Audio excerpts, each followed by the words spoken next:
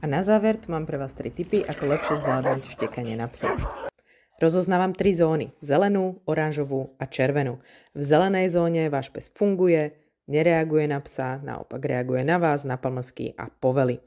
V oranžovej zóne zaregistroval psa, rozmýšľa, čo urobí, má už nejakú reakciu, ale nie je to tak zlé. Ste schopní ho pomocou pamlskov a pomocou korekcií usmerniť a doceliť to, že na psa reagovať nebude.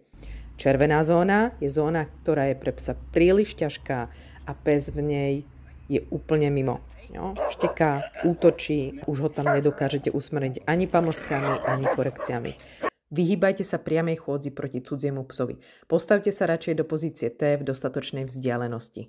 Vyhnite sa tak priamému pohľadu z očí do očí a váš pes situáciu lepšie zvládne. A na záver bezpečné držanie vodítka, s ktorým sa lepšie udržíte, pokiaľ prudko vybehne.